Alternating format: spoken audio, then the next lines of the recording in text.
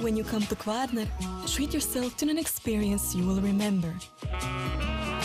Enjoy the luxurious ambience. Experience superior service. Indulge in endless pleasures. The pearl of the tourism offer in the pearl of the Adriatic. Liburnia, Hotels and Villas.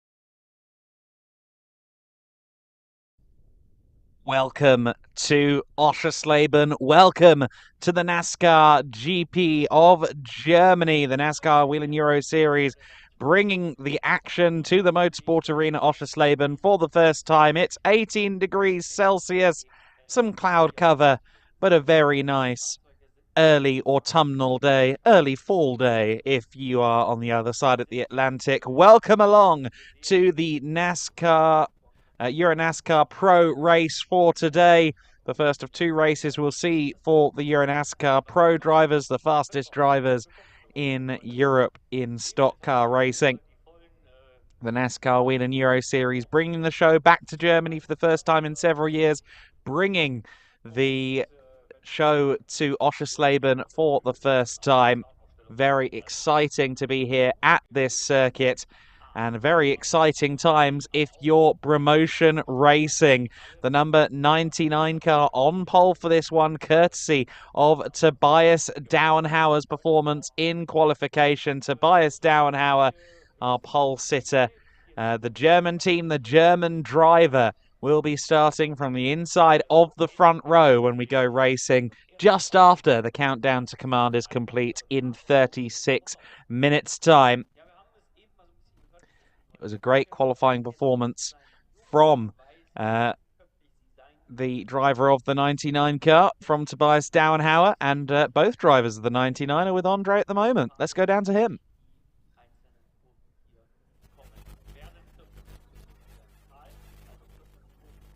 Qualifying the first pole position with pre-motion, how does it feel like now? Yeah, still feels good, but yeah, it's a good foundation, but now the race is going on, so looking forward. Yeah, exciting how it goes through the first corner, but yeah, looking forward, like I said, and hopefully we can show a good race for all these fans here. Dominic, for you it's the first NASCAR race in your life, and yesterday you had a posting on social media that it's incredible. Just describe the people out there how it is to be a NASCAR warrior right now. Yeah, this NASCAR car is so hard work, and Tobias is a so fast driver, and this weekend is my first drive on this car, and I have done testing this car and come in the free practice, and I think so, what the fuck? This NASCAR is makes so fun, but when you drive this car, this is really hard work. All right, thank you so much. We go back to you, Adam, with this F-bomb. Apologies to anyone watching with younger audience members. Just a very honest description of what these cars can be like. Quite the ordeal when you take on the EuroNASCAR machines for the first time. You may remember Hugo Sasser last year showing up to the finale at Croatia, the ADAC GT4 champion. He was crowned the previous week, and he ended up in the barriers. I think the brakes started to let go on him. A very accomplished racer, and he struggled immensely with coming into the EuroNASCAR fold. There's Paul Dufro, who's moved up to EuroNASCAR Pro this year, and he has made quite the impact on the EuroNASCAR scene. Very quick young Frenchman. We look forward to seeing how he can go. He could be one of the spoilers over the next couple of rounds. He's already taken his first EuroNASCAR Pro win. This man hunting for his first EuroNASCAR Pro title. Andre, to you. Thank you so much, Vittorio Ghirelli. Second place at a racetrack that may be a good position for you, because when you stay next to Tobias in turn 1, turn 2 could be an advantage for you, right? Yeah, I mean, 1-2 is one corner, you know, so we see where we are. What if we have a good start, we manage to keep the outside, then I can try to take him in turn 1, but race is long, so championship is long also. So never take stupid risks. Yeah, it was close in qualifying. It was very close. I had a broken drive shaft in qualifying. I managed to do just 2 laps in qualifying, and I was first. Then I was just missing some tire pressure in Super Pole, so we were just not there. But it was close. He deserved the pole, so good job for Tobias. And yeah, let's go for the battles. When you look behind you, a lot of people on the grandstands. How is it like as a driver to see so many people watching you race? Yeah, German fans are amazing, really, and this track is my first race here, but I like the track. I like it. It's very technical. It's a lot of fast speed. It's very nice. I think we will make some good races, and the fans will enjoy for sure. Grazie mille. Thank you so much. Back to you, Adam.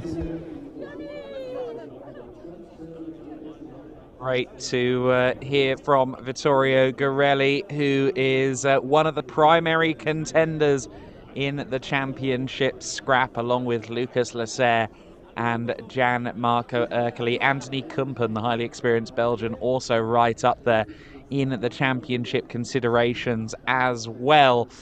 It's been an exciting season so far in the NASCAR Whelen Euro Series. Defending champion Alan Day isn't here this year, but we have had no shortage of star power, no shortage of exciting racing. The door has been left open to potentially a new champion, potentially a returning champion. And as it stands, with just a few points separating them at the top, 7 points separating the top 3, this could still go any way.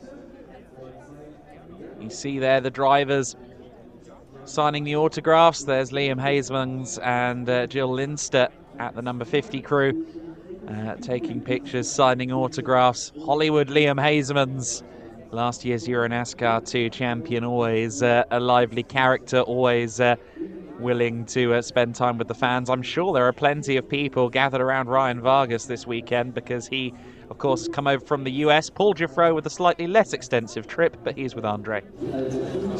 Thank you so much, Adam. Paul Giffreau, your first EuroNASCAR race in Germany, and just take a look. How is it? It's just like in Brundage, you know. I was just used to see a lot of people in Brundage, and it's the same here. So it's like there are just passionate guys here, and they just like the motorsport. So they come talk to you. They're always kind. So it's always good to talk with guys that love motorsport. So yeah, it's amazing. It's the thing we love when you're a driver. It must be a dream come true this season in EuroNASCAR 2, EuroNASCAR Pro. In EuroNASCAR 2, you're a championship contender. You had a really big development in this season. What is now next for you? My objective now is clearly the championship in EuroNASCAR 2. That's why I will not take too much risk in this race, because it can be good for a photo, but it's not my objective to take too many risks for just one position. So I will just drive to get experience, to drive with amazing driver as Vittorio, as Tobias, and Gianmarco. So it's just my objective, but I will not do stupid things or take the risk too much. And so my objective is to take pleasure, drive with the smile, and we will see in EuroNASCAR 2. Merci beaucoup. And Adam, I think you feel it. I'm hyped for my personal home race as well. Yes, of course, Andre with the smallest drive of the season for himself, if he got his car fixed, I don't know. But Andre, one of our German faithful of the EuroNASCAR fraternity, and there are a lot of Germans who are fans of EuroNASCAR, lots of Germans within the paddock as well, of course. Promotion and Tobias Downhauer chief among them today, and always great to hear from Andre. Paul Giffreau says he wants to stay out of trouble. He's starting on the second row of the grid though, alongside this man, Jan Marco Urkeli. Yes, Gianmarco, the championship leader in EuroNASCAR Pro. You have a little bit of work to do in this race, right? Yeah, it's very difficult because the track is technical, and yesterday in free practice we have a mechanic problem with the engine. So, but today in qualifying I don't have good luck with the red flag. but I'm sure we have a very good, a very good speed for try to win. Because yesterday in the second practice, I think I have the best speed of the NASCAR. So I think it's possible to win today. So overtaking opportunities on this track, they are existing, right? Yeah, it's hard overtaking, but when you go very fast, then the car you have in the front is easy to overtake. So I study the best points for try the overtaking, and after I enjoy the race, enjoy the moment. I'm happy to stay here because this track is very, very fun to drive. Amazing, grazie mille. Enjoy your time, and we go back to Adam. Still worried about whether there's going to be overtaking today. I'm going to use 3 words. They have fenders. Trust me, these guys are going to find a way to do some overtaking and have some battling in today's race. Of course, these cars do have to be used. Most of them will be used again in EuroNASCAR 2 later on today.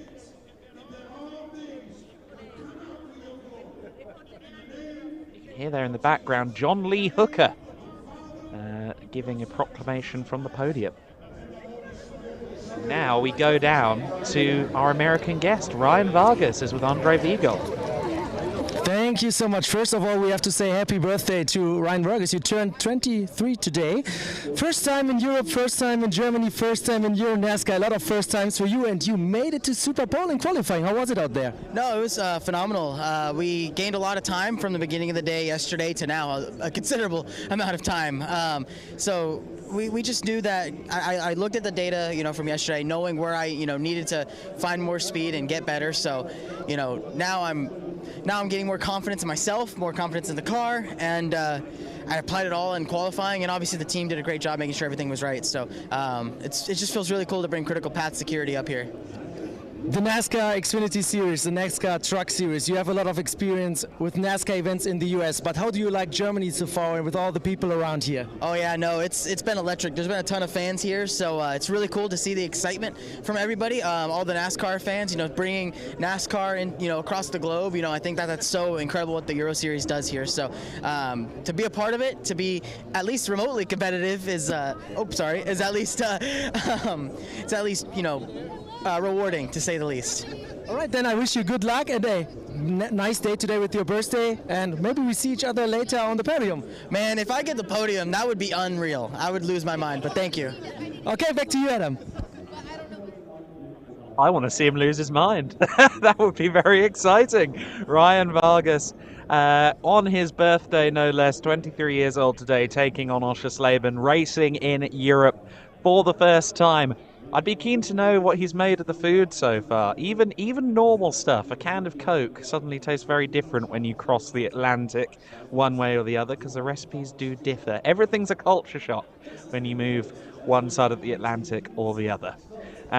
It is great to see Ryan Vargas starting from 10th on the grid, so he's got a little bit of work to do if he wants that podium, but he got into the top 10 Super Pole shootout this morning, which is great. He was really buzzing about the parade yesterday, or rather on Thursday at Oschersleben. Thursday evening, the drivers took the cars down to the Marktplatz in Oschersleben, and that was great. Liam Hasemans is there with Andre. Liam, first time for you in Germany. Your brother already raced in Germany, different track, but how do you like this so far? And yesterday Nick Schneider gave you some advices, right? Yeah, no, definitely. So go check out the video. Oh, there goes my... So yeah, go check out the video, because yesterday we had a bit of fun here on the track to discuss it and so far. But so far I really enjoy it. I mean, the atmosphere is really awesome. Lots of people. Really nice to see so much people in the grandstand, so that's cool. And just a little mistake that we made in qualifying, but starting P5, and I think the car is quite good for the race, so I think we have a good chance to come back. As a race car driver, a young race car driver with not so much experience, how is it to drive in front of so many people? Because Is it emotional when you see that they came for you to watch you race? How is it? Yeah, no, of course, definitely. And I mean, actually, you know, for sure, if it's like your home race, for example, for Tobias, it's just awesome, you know. He's like starting on pole, German driver, your first time in Oschersleben, so I think a lot of people are here for him, but yeah, no, it's always a special feeling, huh? For sure, I mean, here in EuroNASCAR, as I already said, you see all the time we have much more spectators coming to the racetrack. This is the first time and we have already this much people, so it's always, you know, a pleasure to drive in front of them. After, of course, you have a bit of, it gives you a bit of nerves, a bit of stress like before the race, but once you put your helmet on, you just try to focus and then it's calmer, let's put it that way. In a couple of weeks, Zolder, do we consider this your home race? Zolder, yes. This one, not yet, but yeah, for sure, Zolder is kind of my home race, so yeah, definitely looking forward to it. And it's double points, so who knows? It's a bit difficult for me in the championship, but you never know with double points, so that's NASCAR. Junior trophy? Actually, yeah, junior trophy is still possible. Thank you so much, and have fun. Back to you, Adam. Thank you. Andre making Liam do maths there on the fly. Is it still possible? Great. Liam Hazeman's always a bubbly personality, fabulous guy, and very much looking forward to seeing what he can do. He starts from row 3 of the grid. He starts in 5th position alongside Lucas Lasserre, another of the championship contenders, the 64 Speedhouse car. Lest we forget that at the start of the season, Lucas Lasserre was, well, not meant to do the full season, but then he ended up winning at the Circuit Ricardo Tormo, race 2 at Valencia, went to Lucas Lasserre. He left Valencia as the championship leader. And really, when you leave a series first round leading the championship, you've got no choice but to keep racing. He was going to sell the seat to someone else. However, he has remained in the hot seat, remained in the championship hunt. He's only 2 points back in the championship battle. So Lucas Lasserre from row 3, certainly one to watch. And actually, that's one of his better starting positions in recent times as well. He's been on the fringe of the top 10, sometimes missing Superpole over the last couple of weekends. This time, though, he is right in amongst it. He could be a podium contender today. He could take another win here today. We'll have to wait and see. At the end of this weekend, the two best or the two worst scores from each driver are taken away. So of the 10 races, the worst 2 are struck from the record books at the end of regular season. We then have our double points season finale at Zolder. Double points coming in Belgium. But for now, back down to you, Andre. I'm here with Mark Goosens. We had a little chat before. I've never, ever would have thought that I'd find a track that you've not raced at. So how do you think this race is going to be at Oschersleben? Yeah, it's funny. I mean, I've been here before in the year 2000 for a promotional activity, but never raced here. It's true what you say. After all these years in racing, it's a new track for me, and I like it actually. It's a wonderful place. It's a very technical circuit, and you know, we've got a pretty good car, so I'm looking forward to it. It's just turn 1 and 2 are going to be awesome, I think, in the beginning of the race. So let's wait and see what happens there. But after that, I think it's going to be cool. What about the atmosphere of the NASCAR GP Germany? It's back on the schedule after some years. How do you like it so far? Yeah, it's good. I mean, if you look at the outcome of the crowd here, it's huge. I mean, we know it's like that for NASCAR. It's getting very, very popular, and I think FJ is doing a great job in promoting the NWEDS. And I mean, to see this outcome first time in Oschersleben on a Saturday, I think it's brilliant. Perfect. Thank you well, and good luck later. Thank you. Appreciate it very much. Thank you. Back to you, Adam.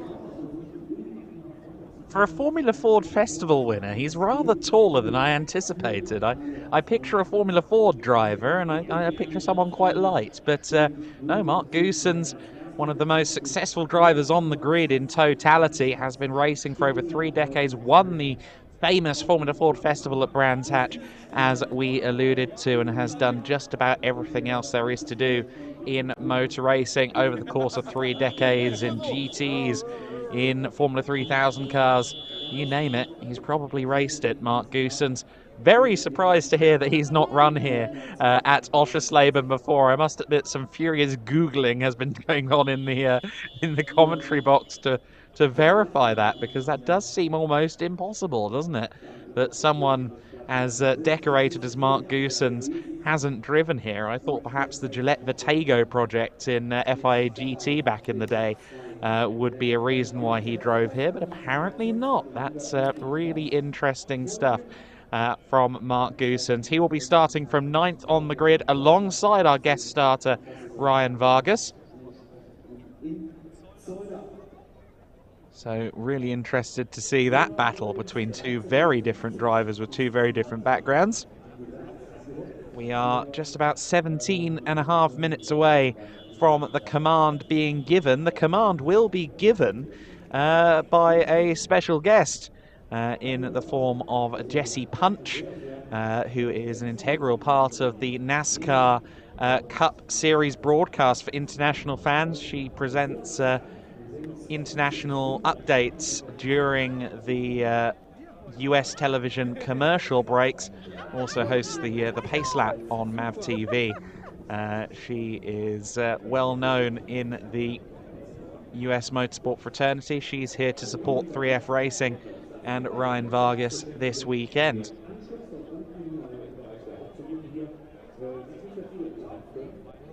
Once the countdown to the command is complete, we'll very soon find ourselves at the point of going racing. The American footballers are present and correct. Will we need any body armour this weekend here at Oschersleben? It certainly is quite a narrow circuit at points. It is a circuit where you can run side by side through a lot of the important corners because they are quite heavily cambered. So I wouldn't mind betting that we're going to see some panel hits over the course of the weekend. There is the number 69 car. That is Sebastian Blaker-Molen's car. Now, I'm almost certain he has raced here before, surely, because he has raced FIA GTs, Porsche Cup cars, Renault Clios, all sorts of stuff that regularly appears here at Oschersleben, particularly back in the day. So I reckon that Sebastian will be one of the ones with more experience around this Oschersleben circuit, as will Anthony Kumpen. Of course, Anthony certainly racing Vipers and Corvettes here in FIA GTs in the 2000s.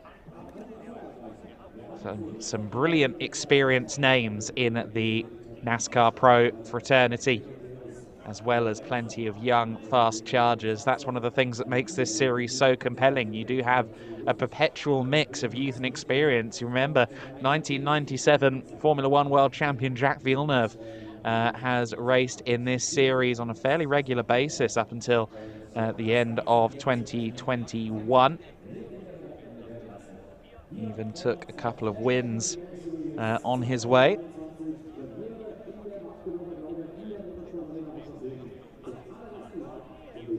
We will get the US national anthem performed in a little while as well.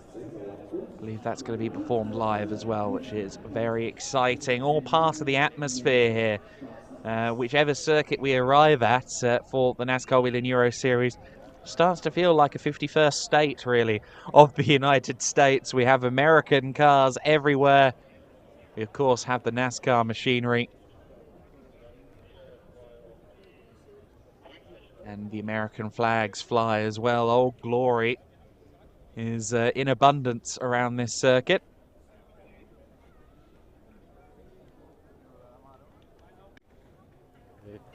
The circuit in question, just under 4 kilometers in length, about 3.6 kilometers long. 14 corners fit into this layout, which is certainly not quite as labor intensive as Most, which packs 21 corners into the layout. But a lot of the corners here really do test the tyres. I think Turn 2 Hotel will be a particular challenge for the drivers, especially on Sunday. The Hoosier tyres on these machines last across qualifying and the 2 races, of course, unless weather forces use of the wets. And I reckon that by Sunday, that Hotel corner, Turn 2 of this layout we see from above, is going to create some challenges in terms of grip. Same applies to Turn 7 as well. Quite a flowing layout this. It's fairly flat as well. There is some undulation around the chicane turns 8, 9 and 10. But it is a fairly flat circuit. Main overtaking opportunities, I suspect, will be turn 11 just before the S-bends, maybe turn 14 for a desperate lunge. You can set up for a move at turn 1 for turn 2. If you carry that little bit more speed over your rival through the first corner, you can make a lunge at turn 2. But Schlossgold turn 3 is probably the primary overtaking spot here. I reckon we are going to have a very, very exciting motor race. Claudio Remeggio Capelli looks like he's in deep discussions there with Ariana Casoli. Looks like he's describing an incident there. He's gesturing as if he's holding a steering wheel. Ulysse Delso there. He celebrated his birthday yesterday, I believe. Ulysse Delso, the young Frenchman. And he will be looking to have a good run of things in this race. He starts a little further back. He starts on row 7 only, which is quite a surprise actually. Ulysse has been up there in the shootout a few times this year. He'll be starting alongside Thomas Tuffel on row 7 of the grid in the number 14 Speedhouse car. I'm sure Lucas Lasserre would welcome the presence of Ulysse Delso up there at the sharp end to try and help him, because of course they are Speedhouse teammates.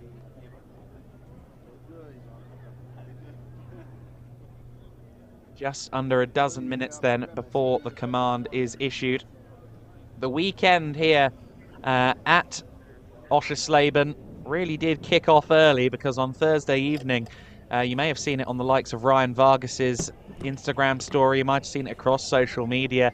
The Marktplatz Oschersleben was transformed into a little patch of EuroNASCAR heaven. We had the cars paraded through the town on the short run from Oschersleben Circuit to Oschersleben Centre at the Marktplatz Oschersleben.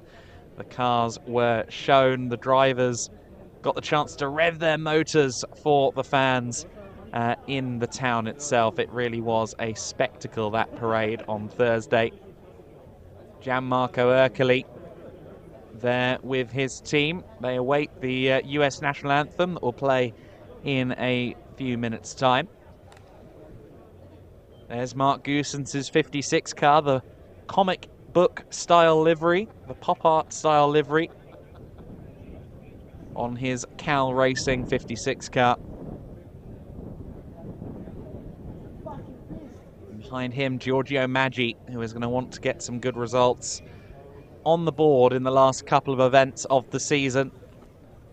It's been a challenging year, I would suggest, for Giorgio. Here is the parade, though.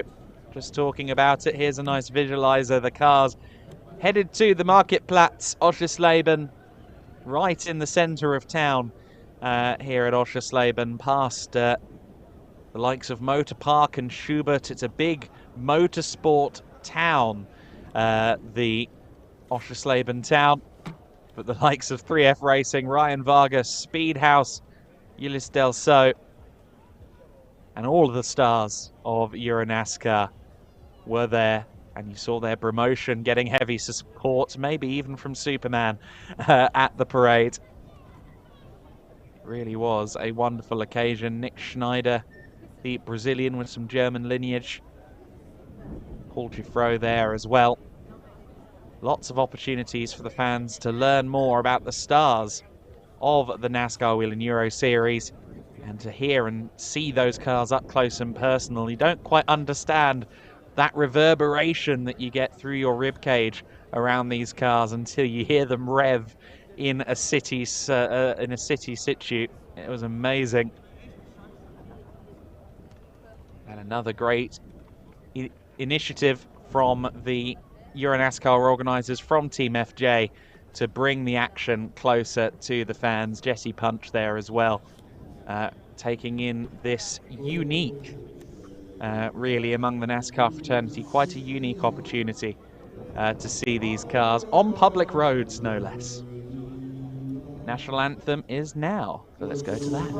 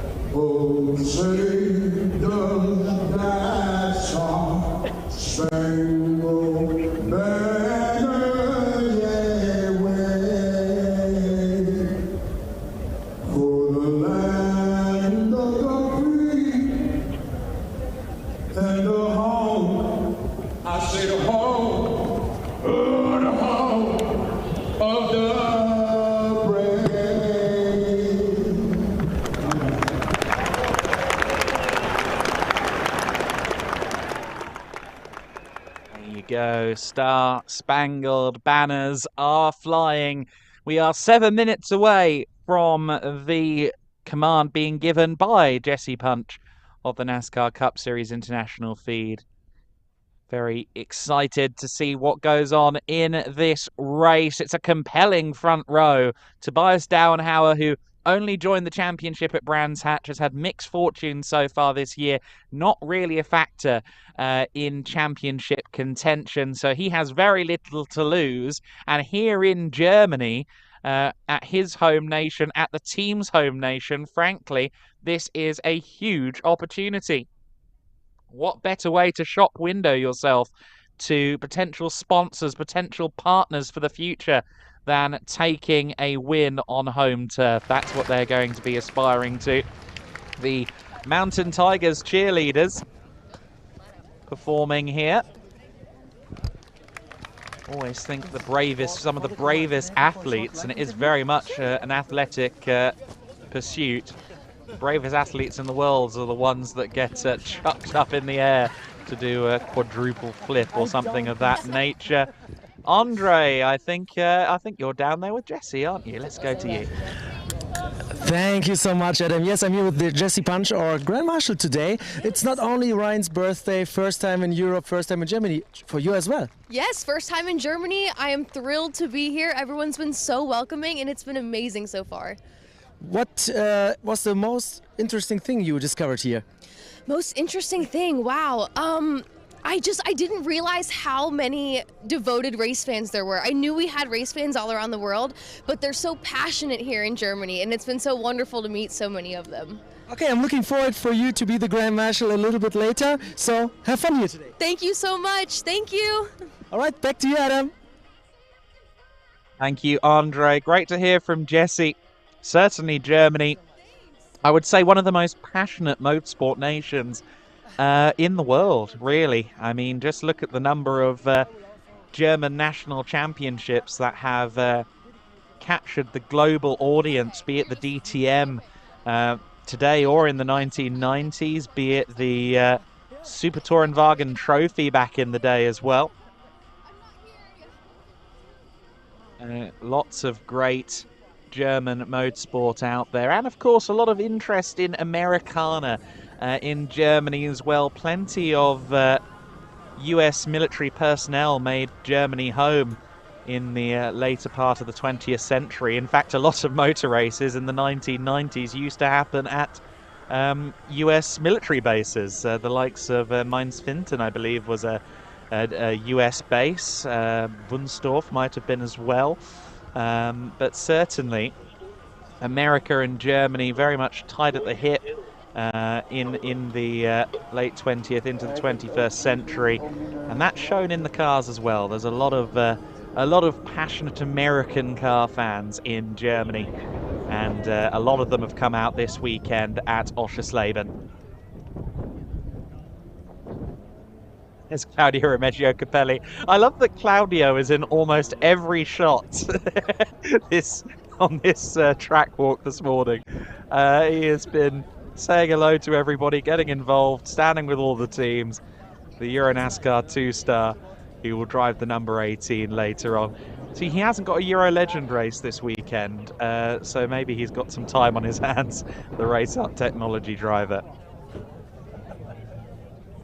There's the points. Gianmarco Ercoli, 266 points to Lucas Lasser's 264. Vittorio Girelli within 10 points of the championship lead as well. Anthony Kumpen, he needs a good result here today. He's running fourth in the championship right now. Ulysse Delso leads the trophy points by just a single point over Vladimir Osioltzis. Osioltzis, though, had issues in qualifying. He'll be starting from low down the order. Could be a good opportunity for Ulysse Delso.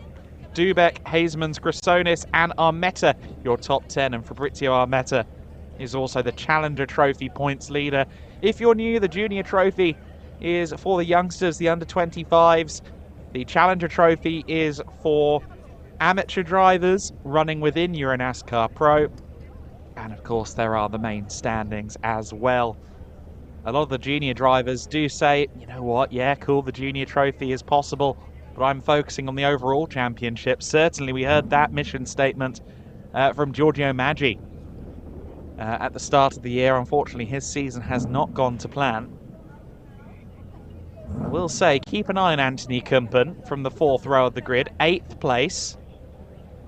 He is going to be one to watch, that much is for certain. The number 24 car, PK Car Sport. Always exciting to see what Anthony can do. He's got a lot of spotlights on him this year. I believe they're producing a television show following his progress in motor racing this year in his native Belgium. He'll be looking to close out the season in the best possible fashion. And certainly Zolder, his home circuit. Wouldn't he love to be in the championship hunt going into Zolder? Wouldn't he love to take that championship in Zolder? He has to get through Oschersleben first, though. It's critical that everyone has a good weekend here at the conclusion of regular season. After the 10th round of the season, which will take place tomorrow afternoon, the worst 2 scores from each driver's points will be struck from the record. It will then be double points going into the season finale at Zolder. So the door will be opened ever further with 160 points just in terms of race victories. If you get 2 race victories, that's 160 points. That could be huge for anyone who really gels with Zolder next month. But now it's a question of gelling with the Motorsport Arena Oschersleben, a new arena for so many of our drivers.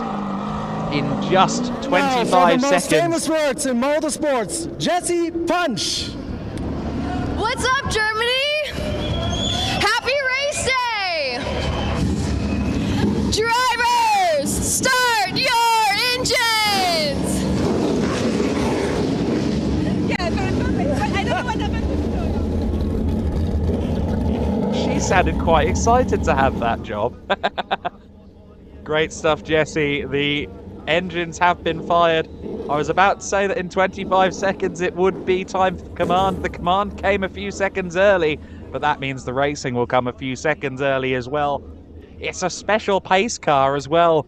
A Callaway engineered, Callaway tuned Corvette C8 will lead the field away. Callaway with a big presence in Germany, often bearing the flag of Corvette in European GT racing over the last 2 decades. Rather appropriate that a Callaway machine will lead us away for this race. A race that is critical in the championship, a race that welcomes Oschersleben to the NASCAR Whelen Euro Series family. 20 laps on the board then. Don't forget that if there is a late pause to this race, we could end up with a 2-lap overtime sprint. That is written into the rules, much like in the NASCAR Cup Series. The flags fly and the grid rolls away. It's Tobias Dauenhauer who leads them onto this formation lap. It'll be just the one formation lap, and then we are going to go racing. Tobias Dauenhauer in the 99 car starts on pole position. He is joined by Vittorio Garelli in the number 72. 3rd place, Gianmarco Ercoli. He's joined on row 2 by Paul Dufresne. Liam Hasemans in 5th position in the number 50 car. Lucas Lasserre on the 6th place on the grid next to him. Sebastian Bleekemolen is joined on a very experienced row 4 by Anthony Kumpen. Then it's Mark Goosens. The Goose is loose, and he's alongside Ryan Vargas. Great to have Ryan joining us in the 3F Racing number 30 car. Giorgio Maggi in 11th place. He's alongside Martin Dubeck, the 2021 EuroNASCAR 2 champion. Ulysse Delceau alongside the Swiss Thomas Tofel. 15th on the grid, Massimilio Lanza. The 88 Cal Racing car will be joined on that row by Fabrizio Armetta. The rest of the grid quickly. Thomas Pontonen in the 48 alongside Thomas Dombrowski in the 66. Thomas Chrysonis in the 46 is joined by Dario Casso in the 20. There is Dario in the red, black and white number 8. Vladimiros Siortsis is due to line up 21st. I'm just looking to the back of the grid, though. Vladimiros Siortsis isn't there. Now, that's critical for the junior trophy. Vladimiros Siortsis is not there on the grid. Riccardo Romagnoli, 22nd, is, but no Vladimiros Siortsis. So Siortsis, who had issues in qualifying, has not taken the start, so I'm not sure what's happened to the Academy Motorsport car. We had issues in qualifying. I'm yet to hear any official explanation as to what has happened in qualifying. But Vladimiros Siortsis, unfortunately, not taking the start. He's going to drop points to Ulysse Delso in the junior trophy scrap. So for Ulysse Delso, this is a great opportunity. He will now have to worry about getting close to Liam Hasemans, another of the contenders for that junior trophy.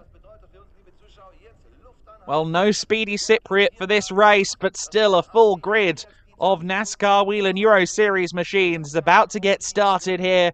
Rolling Thunder in excess of 8,000 brake horsepower about to be launched by Tobias Dauenhauer. The pace car exits. Now remember, turn 1 here is a left-hander, but it very quickly is followed by a right-hander. So can Vittorio Garelli hold on around the outside to try and take the lead?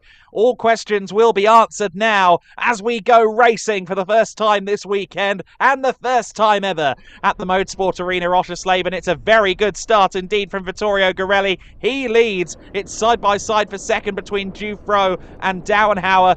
Dufro with the inside line for turn 2 at Hotel. He manages to get through in second place. It's not the start the home fans will have wanted to see for Tobias Dauenhauer for promotion. They are down to third place. Dauenhauer in third. A little bit of grass kicked up. Everybody, though, side by side, but getting through in the early stages. Lots of grass being kicked up, though, as the drivers go too wide through Schlossgold turn 3.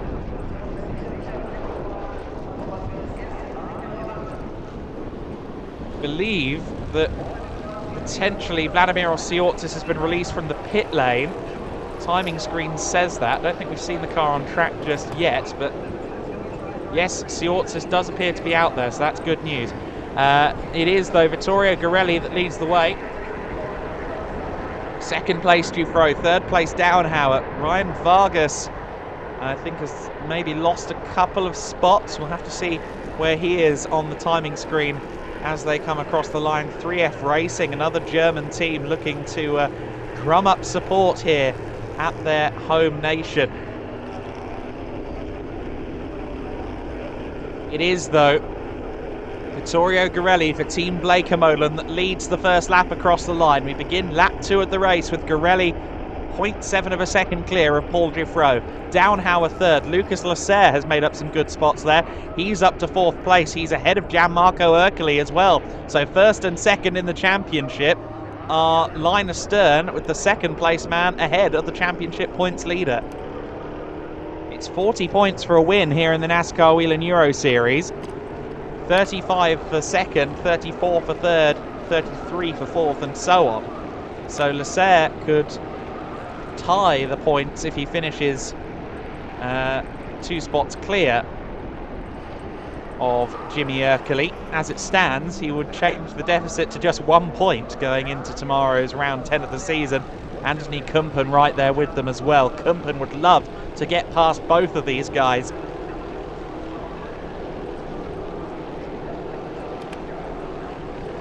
Of course, with Vittorio Garelli in the lead, may not even be Ercoli in the lead of the championship if things were to finish as they are. In fact, it wouldn't be if Garelli did take this win and Ercoli finished 5th. That would give Garelli the championship lead. Lucas Lasserre is going to make that car wide in this battle. They're going to start lap 3 of the race this time by. It will be Vittorio Garelli leading. Paul Giffreau there in second place. Giffreau, who said, oh yeah, I'm not going to take any risks in this race. Well, he's running in second position now. And I don't care what he said earlier on. talked about not taking risks. He's a young racing driver. I assure you that if he sees half an opportunity to take that lead, he's going to try it. Update on Ryan Vargas. He's actually retained his starting position. He's there in 10th place. Just a little gap between himself and Sebastian Bleekemolen up ahead. Impressive driving from Vargas. He's up there with a few giants. Sebastian Bleekemolen, a veteran of GT racing here in Europe for well over 20 years. And that's the man just ahead of him. Just ahead of Bleekemolen is last year's EuroNASCAR 2 champion Liam Hasemans, who comes from a hugely decorated family, be it his father Twan, his brothers Loris and Mike. The Hasemans family name is one etched in the annals of European motorsport history. There is Vladimir Osiortsis, so that's some good news potentially, although looking at how the car is running, looking at the speed he just set, maybe it's not the best news. A 141 last time by for Osiortsis. Everyone else in the 30s, and in the mid-30s at that, between 135 and 132, so Osiortsis clearly with a wounded car.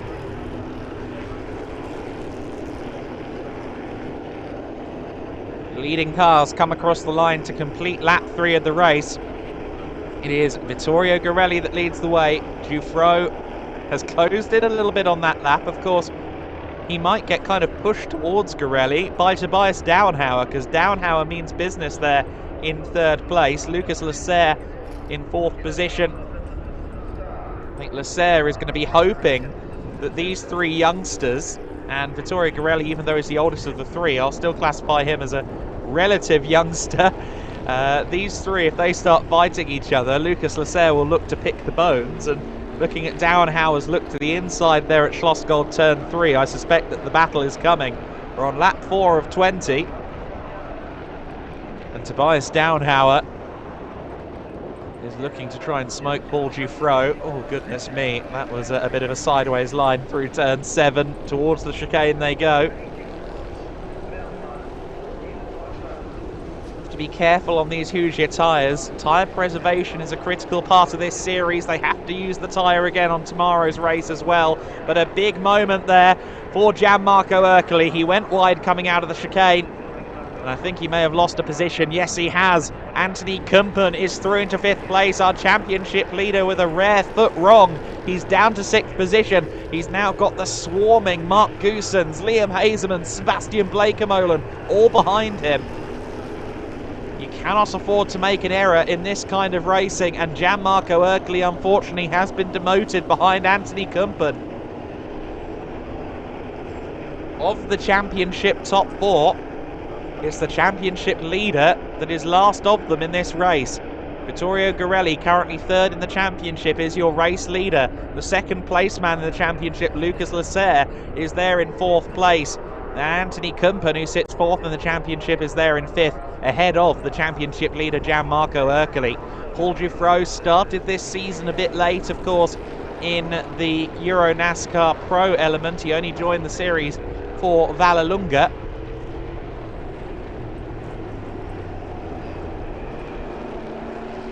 So he's not by any means a championship contender. The same can apply to Downhauer as well, who started the season late with the promotion squad. So for Garelli, it's really difficult circumstances here, because of course he's in that championship hunt. He needs every point he can get, and there's a lot of incentives behind taking wins in this series. But the big question is, can he actually afford to fight too hard against Giuffreau? He's certainly defending against Giuffreau as they approach turn 11 that time. You saw Garelli going defensive. It's lap 5 of the motor race. Vittorio Garelli playing a game of chess here with the youngster Paul Giuffreau.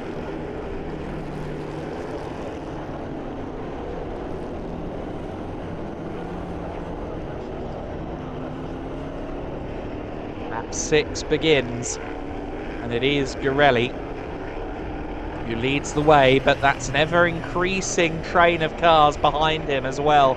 Kumpen seems to have really kind of unleashed himself since getting past Ercoli, and he has joined the back of Lucas Lasserre. And then, as you can see, Erkli isn't too far back either. The entirety of the top 10 covered by 4.8 seconds. Ryan Vargas down to 12th place, incidentally. If you're following him, he's down in 12th place in the number 30 3F Racing car. So he's lost out to Giorgio Maggi and Ulysse Del So over the last couple of laps. Into the pits has come Martin Dubeck in the number 7, the Hendricks Motorsport Mustang. I'm not sure why he is in the pits, but that car has unfortunately been brought to pit lane.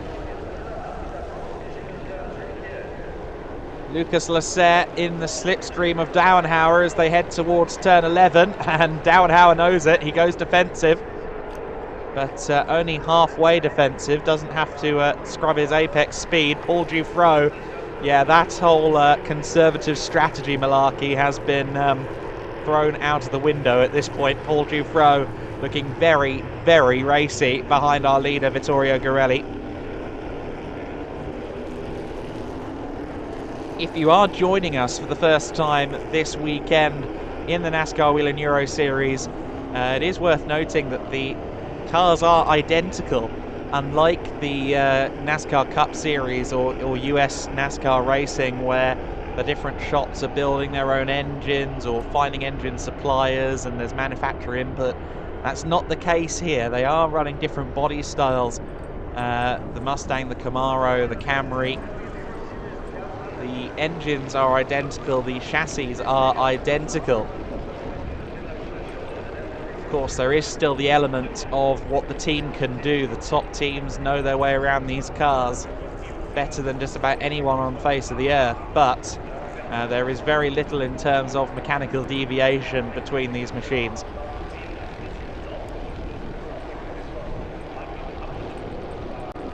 Part of what makes the racing not just exciting but cost effective here in the NASCAR Whelen Euro Series.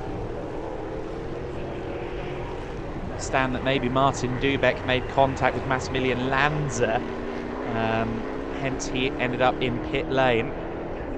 Vladimir Osiortzis, incidentally, isn't far off being lapped here. He's still lapping a good 5 or 6 seconds slower than anyone else out there on circuit. And he is not far away from being lapped at all. I'm wondering what is amiss with that car. Maybe down on cylinders, maybe a gearbox issue, but clearly something is holding up his progress. Mark Goossens has got himself past Gianmarco Ercoli. I missed that, I'm afraid, so my apologies for that one. But Mark Goossens has got himself up into 6th place. That's interesting. Gianmarco Ercoli, I think he's struggling with this circuit right now. He's down in 7th place. He's falling back.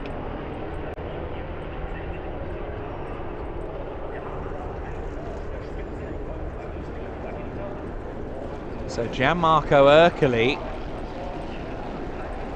struggling here, and the next car behind him is none other than Liam Hasemans. At the very start of the season, Ercoli and Hasemans came together at the Circuit Ricardo Tormo in Valencia. Hasemans' fortunes didn't really improve from there. He's had a few unfortunate incidents this year, some of which definitely not his fault. Whereas Ercoli has, of course, surged into the championship lead, but this race seems to be going against the script for Cal Racing and Gianmarco Ercoli. Right now, Vittorio Garelli in the lead. Well, that's the script that Team Blakemolen want to follow, but Paul Dufresne is going rogue. He has a part to play. He wants to play the part of race winner, something he finally tasted for the first time in EuroNASCAR Pro. I say finally, it was only his 2nd round in the series last time out at the Autodrome Most. After a couple of good seasons in EuroNASCAR 2, he got that first win in Pro. And became the youngest ever EuroNASCAR Pro race winner. Fabrizio Armetta is into pit lane. We saw it at the back of shot, a car going off. It was Armetta. There's been gravel kicked up, grass kicked up by Anthony Kumpen. Anthony Kumpen has gone off the circuit. Kumpen has fallen behind Giorgio Maggi, so he's gone from 5th place to 10th. Oh, Anthony Kumpen. was looking good to stay ahead of Gianmarco Ercoli, get some points over a couple of the championship contenders. But Kumpen has dropped down to 10th place. What was a 5-car train at the front is now 4 because of that mistake from Anthony Kumpen. Vittorio Garelli still running on eggshells here. It's only going to take a quarter of a mistake for Paul Giffreau to find his quarter panel on the inside of Garelli. And look at Giffreau, he's very racy. You can tell he's plotting, he's looking into turn 13. Not the best overtaking opportunity on the lap by any means. He backs out of that one. He's got to be careful, of course, of Downhauer. If he tries too hard to make overtakes that won't pay off, Downhauer is just going to slide through and say thank you very much.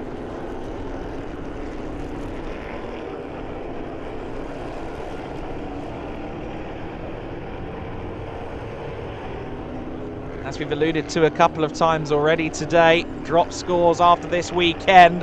Giffreau drops to the inside and nearly gets the race lead. Vittorio Garelli had to muscle himself to the inside line there, cut the nose off Paul Giffreau. Giffreau almost lost out to Tobias Downhauer. Those 4 joined at the hip. But again, after this weekend, the top 2, or the worst 2 results from each driver's total will be dropped ahead of the double points finale at Zolder.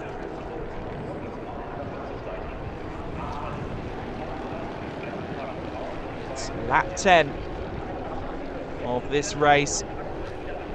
We're at half distance, and after that attempt by Paul Giffreau, he's now having to stave off Downhauer and Lasserre, and that's allowed Garelli to pick up a couple of car lengths. This is now definitely not the plan Paul Giffreau wanted to go with.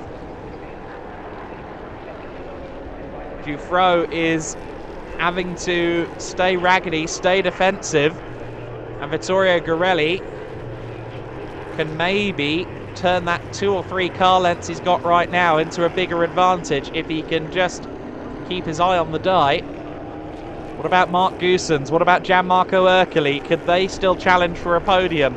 Lucas Lasserre is going to challenge for a podium right now. He's got the inside line for turn 1. Is he close enough to Downhauer? No, Downhauer sweeps by. You can see the cars there getting a little bit unsettled. There is a nasty bump there between turns 1 and 2. Garelli continues to be your race leader. Lucas Lasserre to the inside line. Not quite able to get past yet, though.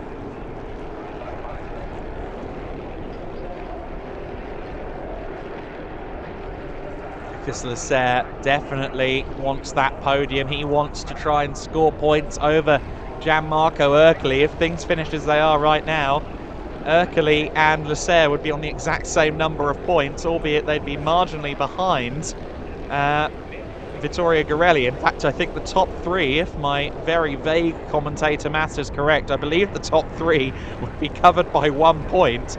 Garelli just ahead of those 2 tied for second place. That would be amazing if that is the case.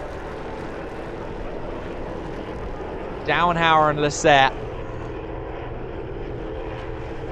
just going through turn 14. Now, does Lasserre get a good run out of the corner? Not this time.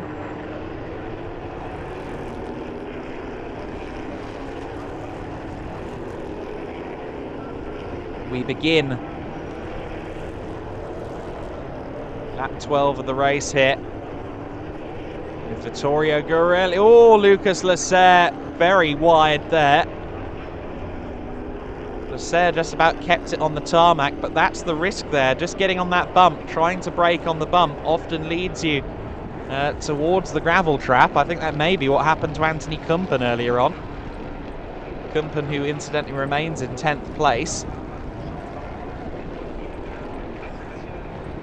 It's Vittorio Garelli, your race leader right now. Giffreau, 2nd place. Tobias Downhauer, 3rd place. Lucas Lasserre, Mark Goossens and Gianmarco Ercoli, your top 6, covered by 3.1 seconds last time across the stripe.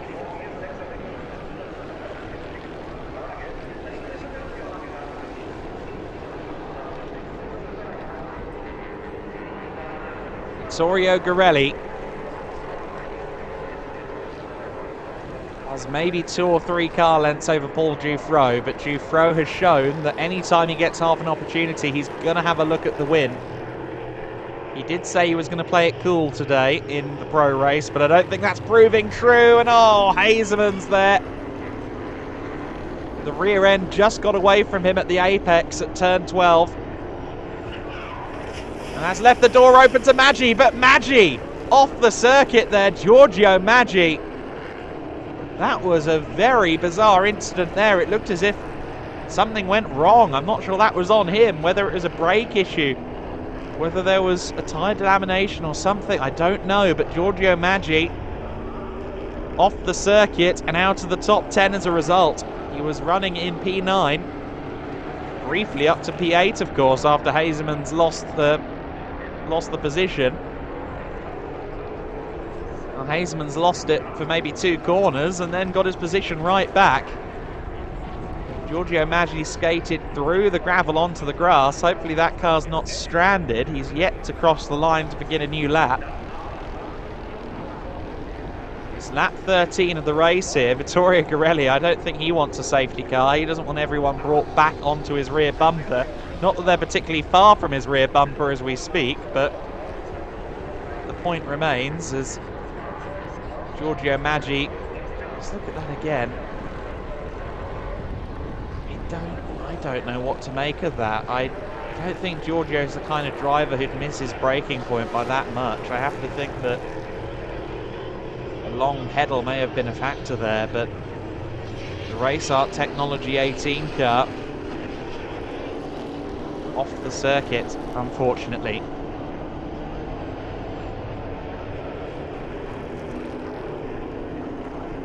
Maurizio Armetta is back out there on the circuit, as is Martin Dubeck.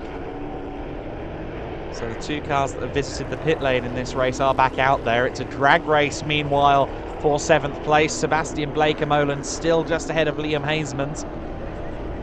Bleekemolen, who's raced cars for the Hazeman's family back in the day for Car Sport Holland.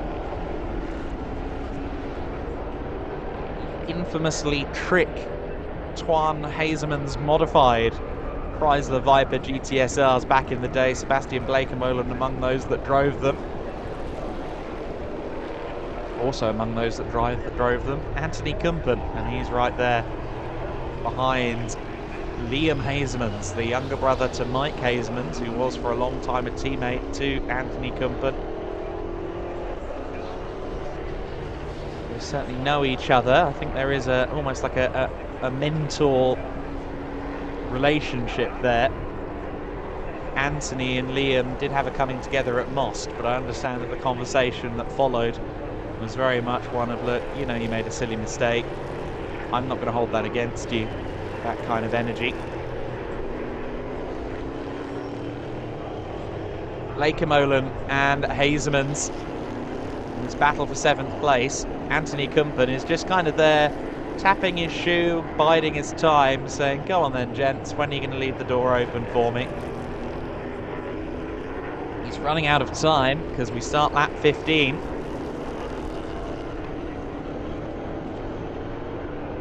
With these 2 still dueling. Bleekemolen goes defensive once again. Final quarter of the race then. Hazeman's trying to find his way past.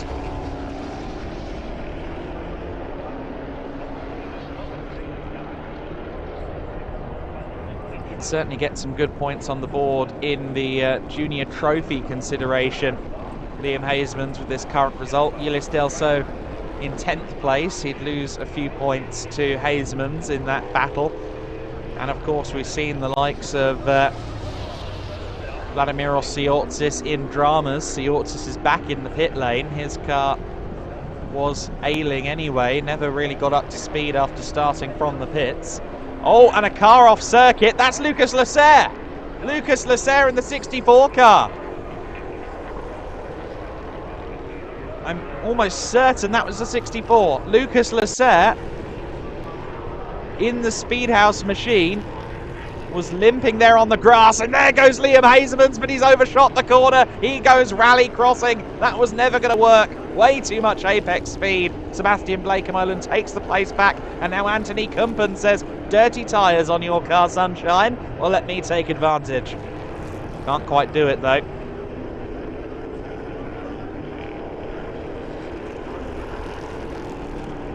At 16 of this race, and it is Vittorio Garelli in the lead by 1.8 seconds. He's now got a decent little cushion over Paul Dufresne, something that Sebastian Bleekemolen, now in 6th place, could only aspire to.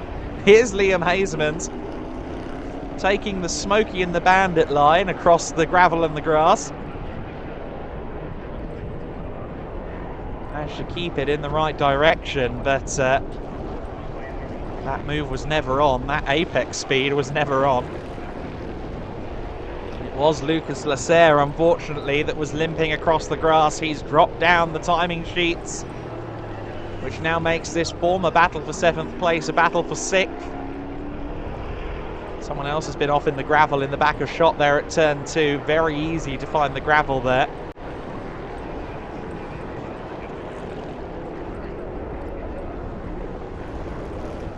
As you can see, this is quite an old school layout. There's not much in the way of tarmac runoff. You go off the circuit, you're going to find the gravel or the grass.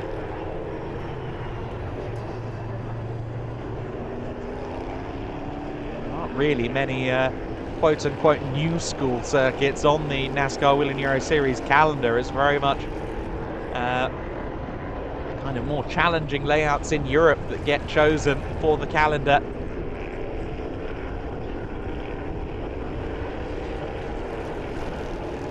Like the cars, the circuits can bite. Paul Dufresne currently trying to evade any nibbles from Tobias Dauenhauer.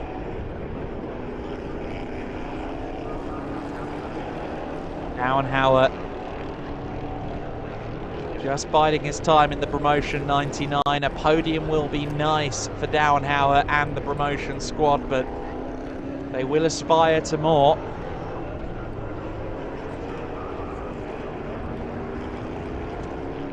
Incidentally, the fastest laps from this race will determine the grid for tomorrow, and at the moment it is Dauenhauer with the quickest time, I believe. So as it stands, Dauenhauer would find himself back on pole position on Sunday, but for now he's thinking purely about getting 2nd place on Saturday, and he's kicking up the dust to do it. Runs it wide out of turn 10, didn't really scrub too much momentum in the process, but Dufresne didn't feel the need to go defensive there. There was a car length or so between them as they turned into the 10th corner of the lap. The 11th corner of the lap, my apologies, counting never been my strong suit.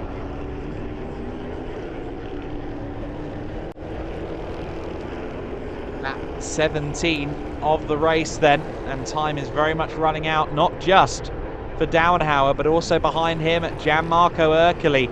Ercoli, granted, has been boosted by Lucas Lasserre's drama. Lasserre, for the first time this season, is not going to continue his run of just getting points on the board, doing everything right. Of course, with the 2 drop scores after this weekend, 1 DNF is not the biggest drama. However, Lucas Lasserre will be very annoyed that his race has ended early. I assume that was just a mechanical drama rather than an incident between himself and anybody else. Look at Dauenhauer.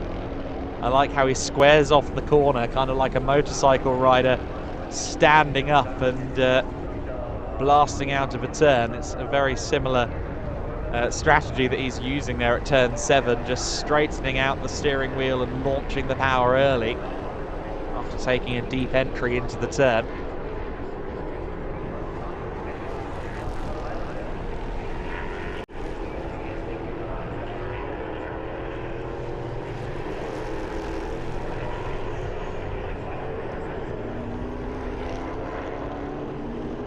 This time by Garelli will start lap 19. So the penultimate lap of the race is upon us. Vittorio Garelli is managing it at the front. 2.3 seconds the gap. You saw that there visually illustrated as he ran through the first turn. He's got a good advantage.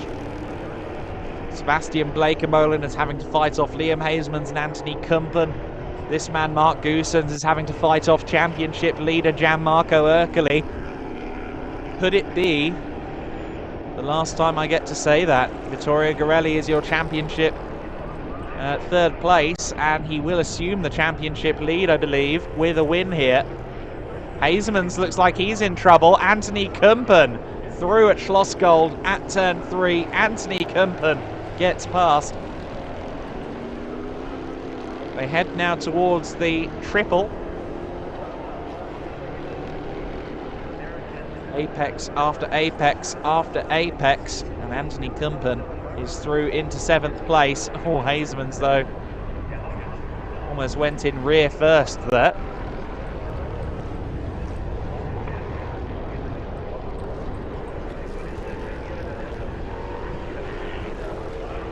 Final lap awaits Vittorio Garelli this time by. He's fairly secure at the front of the pack, but the rest of the field still dicing.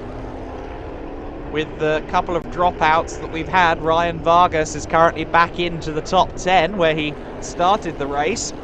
Thomas Tuffel is just a couple of tenths back from him though, so I don't think Vargas in the 3F Racing car is particularly secure there in 10th place right now. We'll have to see.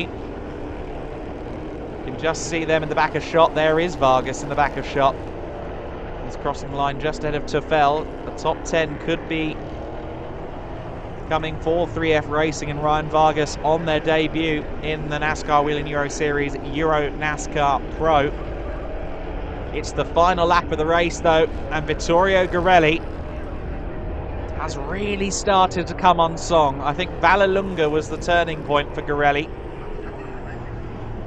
Got a win on the board, gained some self-confidence, has continued to learn and work with Team Bleekemolen, one of the best teams in the paddock. His first season with the team, and it's really starting to pay off. Vittorio Garelli went in as someone who's had bad fortune, but has often shown potential, has been a champion in EuroNASCAR 2. And we thought at the start of the year, well, is Vittorio Garelli going to be a championship contender in 2023? The answer has long been yes, as Tobias Downhauer goes wide. But with this win, Vittorio Garelli will take the championship lead. It's a victory for Vittorio Garelli. Paul Dufresne takes 2nd place ahead of Tobias Downhauer in spite of his rally crossing. Mark Goossens takes 4th place, a good run for Mark Goossens after he missed out on Most last month. Gianmarco Ercoli rounds out the top 5 and will not be the championship leader going into Sunday per my maths. 6th place for Sebastian Bleekemolen. 7th place for Anthony Kumpen. Liam Hasemans takes 8th ahead of Ulysse Delso. Ryan Vargas rounding out the top 10. This is the battle for 13th across the line. Thomas Dombrowski takes 13th ahead of Thomas Chrysonis. 15th place, Riccardo Romagnoli will be across the line. Behind him, Massimilio Lanza. And then from there, it's the retirees. There has been an amount of attrition in this race. Lucas Lasser, Fabrizio Armetta, Giorgio Maggi, Martin Dubek, Dario Casso, and Vladimiros Siotzis are all going to fail to take the checkered flag.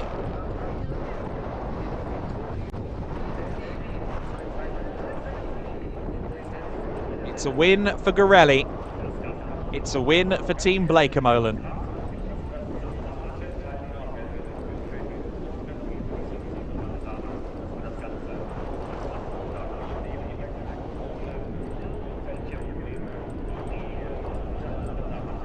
Vittorio Garelli will head towards victory lane once again, add another sticker to the roof of his 72 car.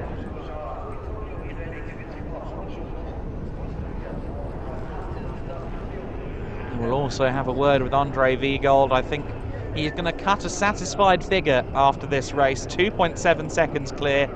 Drove absolutely superbly, did nothing wrong.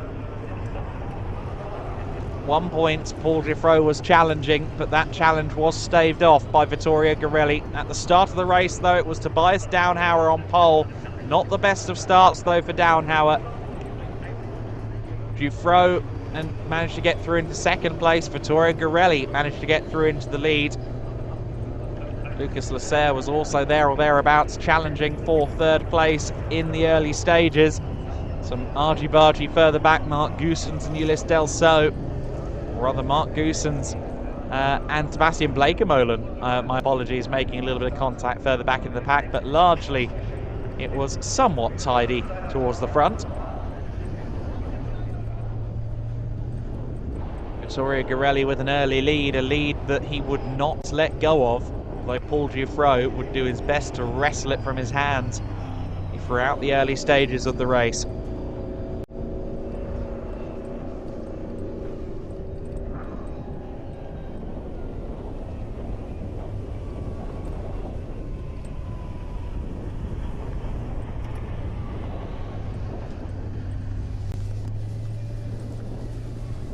The first lap ended, it was Vittorio Garelli in the lead.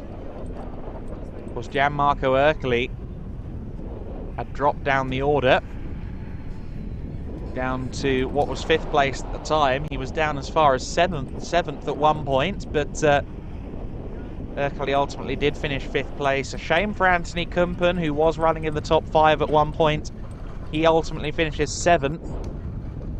He could have finished ahead of Ercoli in that race quite easily. Sadly did not capitalise on that. In fact, if he'd remained in what was 5th place before he made his error at turn 2, he would have ended up in 4th, of course, because of the DNF for Lucas Lasserre. That's a big swing in the championship as well, that Lucas Lasserre for Speedhouse had that issue.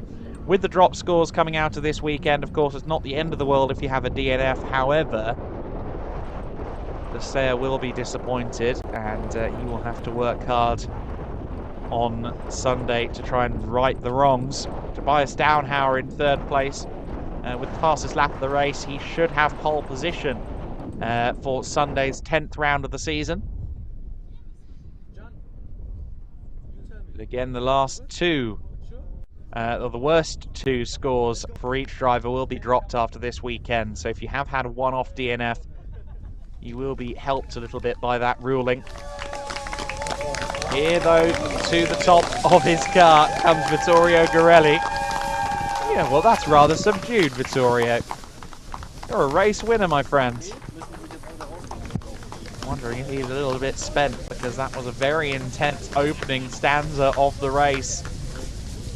Vittorio Garelli, certainly a laser-focused driver. He's someone who's very much focused on the tasks at hand. And he and Team Bleekemolen are kind of getting used to that winning feeling as well, because they have been on a hot run of form in the last couple of months.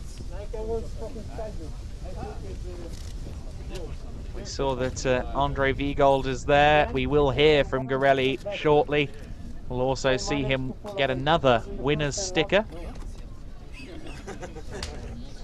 Just heard Garelli talking there about the first 10 laps and how intense they were with his team. And they definitely were that. It was a very exciting opening to this race. Okay, let's go but Andre, he's done it again, hasn't he? A brilliant drive from Vittorio Garelli, who is there with you at the podium. A position he's rather familiar with at this point. Yes, thank you so much, Adam. Vittorio Garelli, a tense race, right? Yeah, it was a very hard race, because I think we had the problem with the differential, and in the first 10 laps I had so much wheel spin only on one side. So Paul caught me, he was nearly passing me. But then as it warmed up, it went a bit better, so I managed to keep it there and control it and take the win, but it was really a struggle. I was completely battling the car like hell in the first 10 laps. I had really no drive and turn right-handers, so it was tough, but luckily I kept it, I kept it on track, and we got the win. The championship battle is on right now, right? Yeah, the championship, as I said, is still long, but we did another step, you know. So we keep on going like this. And you know what time it is now? I have the winner sticker for you. Another one for your car. So let's go over to the roof of the car. The third one already here. EuroNASCAR Pro winner Vittorio Girelli. A next win here at the NASCAR GP Germany at the Motorsport Arena Oschersleben. Back to you, Adam. There you go. Win number 3 for Vittorio Girelli. And with that, I believe he takes the championship lead as well.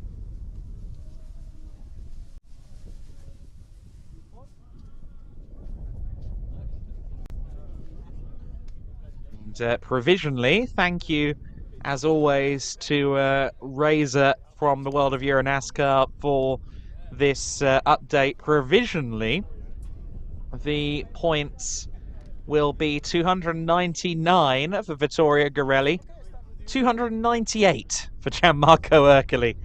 So provisionally, at least, that will be a 1-point deficit going into tomorrow. 284 for Lucas Lasser with his issues. Of course, Anthony Kumpen dropping back as well. Tobias Downhauer, though, with a podium on home soil. Let's go to him now. Downhauer, it was a tough race for you, right? Yeah, absolutely. It was a hard race for me. It was a bit pity at the start. I didn't get running. I don't know why. I have to look at the onboard after the race. But yeah, good race for us. German team here at our home event.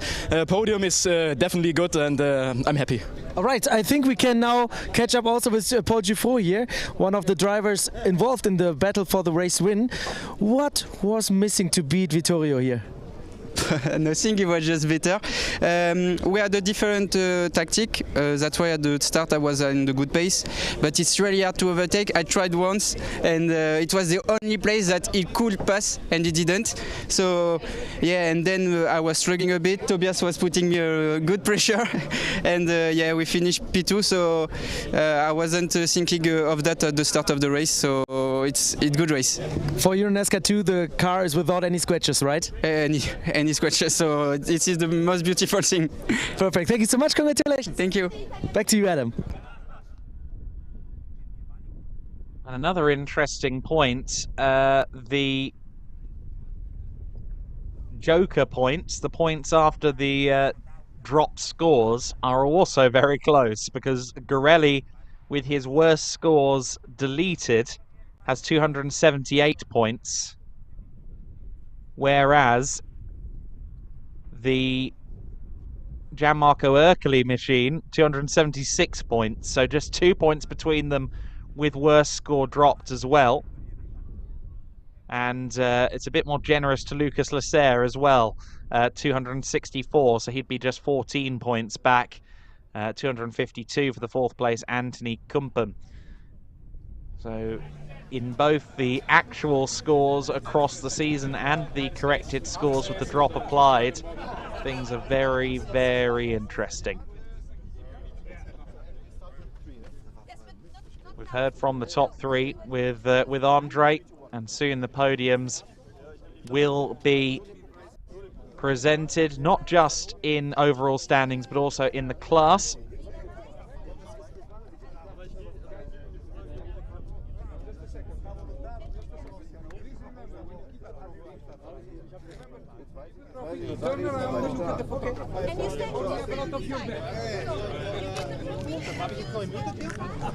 So podiums will begin in earnest shortly. There's Andre. Andre, are you grabbing? Ah, yes, you are. Andre's going to grab Sebastian quickly. Go on then, Andre. Yes, I tried to sneak a little bit, and I know you were talking already about the car setups and stuff like this. Always, it's all about the cars. But how was it for you out there? Well, I had a tough race with Liam behind me and Anthony, but yeah, I managed to stay in front, but it was tough, but a real nice, clean fight. So. Not as a role as a driver, also the team owner in EuroNASCAR. How proud are you of Vittorio Girelli? It's perfect for the championship. Lasser did not finish. I don't know what happened, but I saw his car next to the track, and Ercoli was finished 5th. So for the of course I'm proud. And I was watching all race to Vittorio, and I saw him leading, so I was happy already during the race. All right, thank you. Well, congratulations to your team, and back to you, Adam. So thank you very much, Andre, for that. Sebastian Blake-Molen, a calm, experienced head in the world of racing. That's a man I really want to talk to extensively one day, because he's got so much history in motor racing. In just about every major motor race you can imagine, a class winner at the Petit Le Mans and the Sebring 12-hour. Just a brilliant personality, very laid-back guy as well, as you can tell. Everything you'd want a legendary Dutch racing driver to be.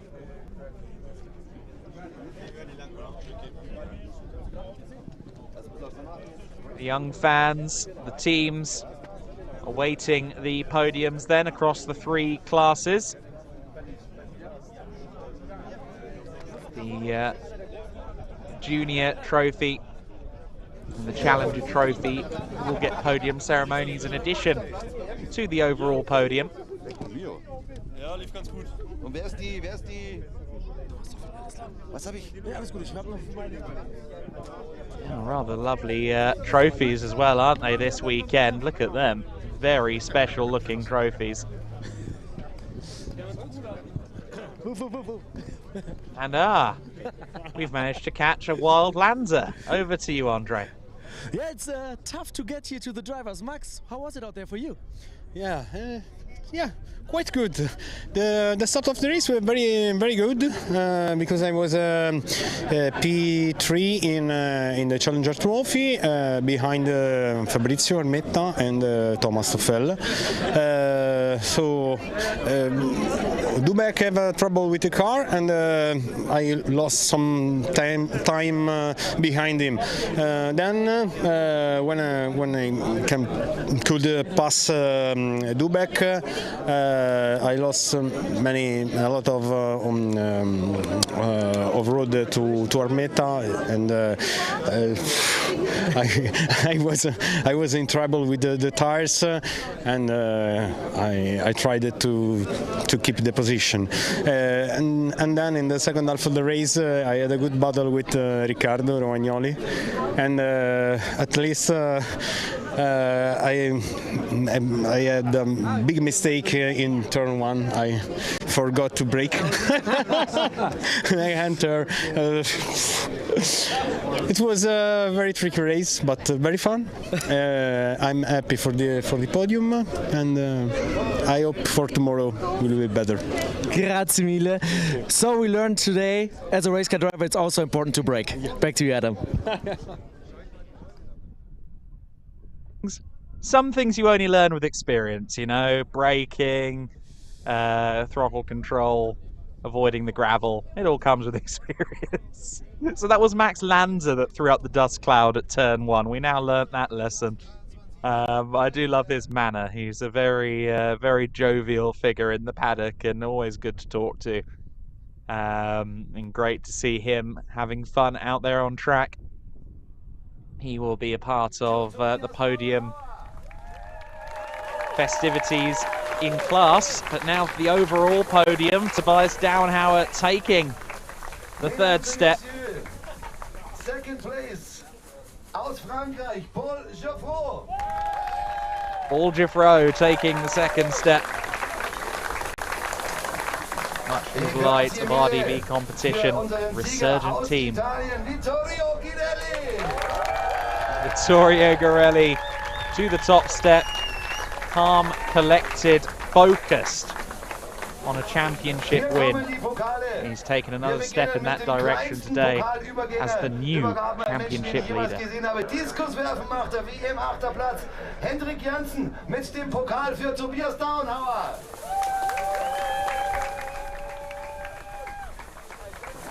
Trophy presentations then. Auf der 2. Position Paul Geoffroy bekommt seine Trophäe von Wienermals vom Deutschen Leichtathletikverband. Geoffroy receiving his 2nd place trophy.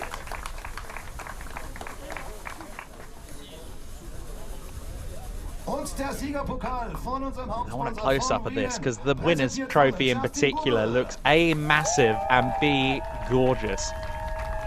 There it is. That is a wonderful trophy, isn't it? I want one of those, please.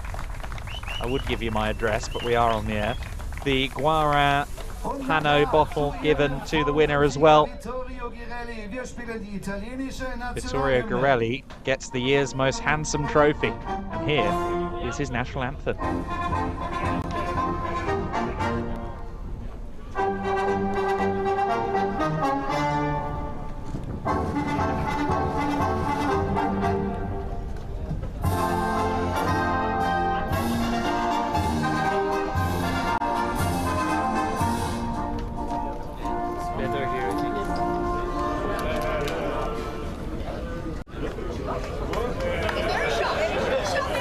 And now, ladies and gentlemen, da haben wir alle drauf gewartet. Champagne! Well, I didn't need to announce the champagne. Thank you, local announcer Vittorio Girelli. He's focused when it comes to the champagne as well. Immediately goes for one of his mechanics and then runs off into the distance. I do like Vittorio Girelli's demeanour, very much Stig-esque if you used to watch Top Gear back in the day. Downhauer and Jufro celebrate as well.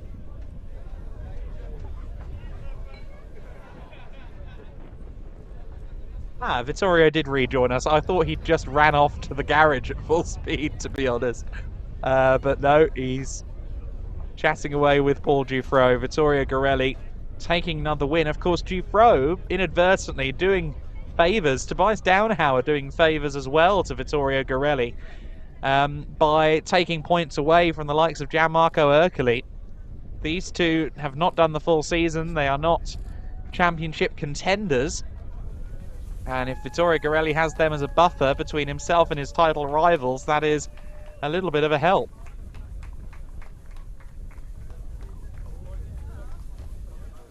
Significant spoils for Vittorio Girelli. And he will celebrate that one, I'm sure, before looking at those diff problems that he alluded to, figuring out how to solve them going into the next race. Junior podium. Liam Hazeman's taking the third step. I think he was a bit late to come to the podium. I think everyone was looking for him, but he was found eventually. Tobias Downhauer, the second step of the podium for him.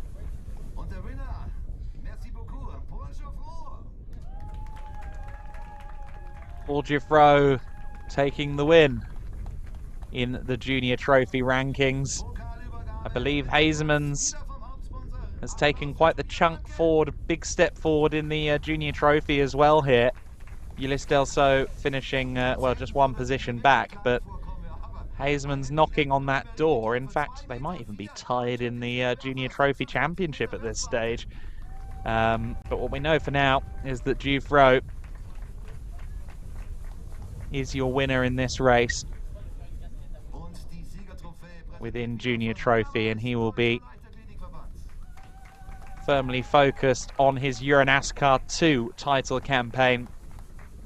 He started the season in EuroNASCAR 2, inherited the number 3 in Pro from Frédéric Gabillon after Brands Hatch.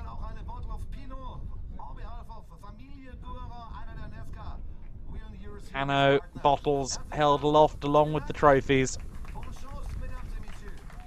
by our top 3. Next up, the Challenger Trophy podium.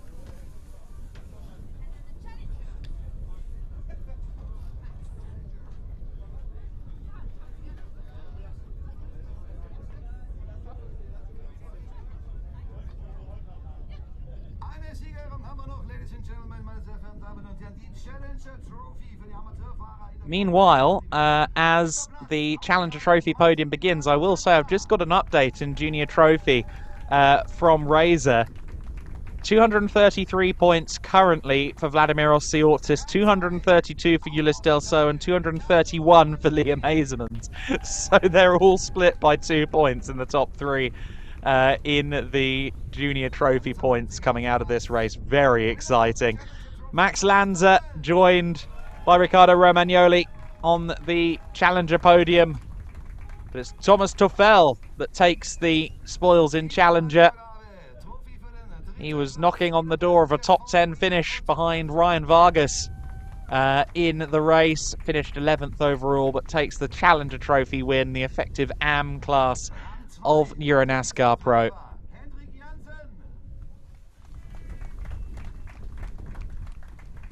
Henrik Jensen presenting the trophy to Paul Dufresne.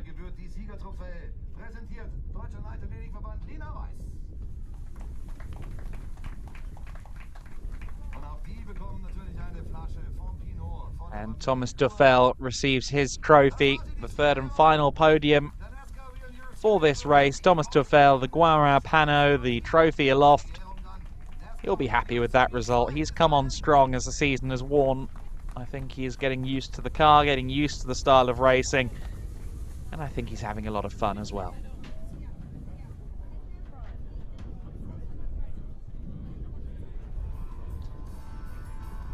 And so with that, the EuroNASCAR Pro proceedings for Saturday are complete. However, there is more racing to come from the EuroNASCAR fraternity here today at Oschersleben at 4:45 Central European time.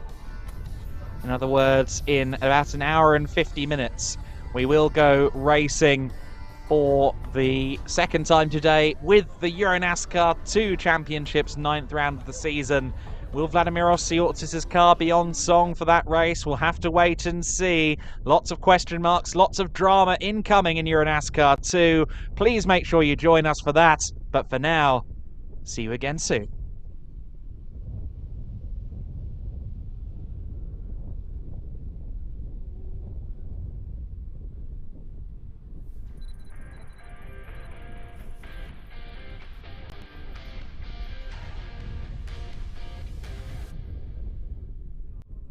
When you come to Kladner, treat yourself to an experience you will remember. Enjoy the luxurious ambience. Experience superior service. Indulge in endless pleasures. The pearl of the tourism offer in the pearl of the Adriatic. Liburnia, Hotels and Villas.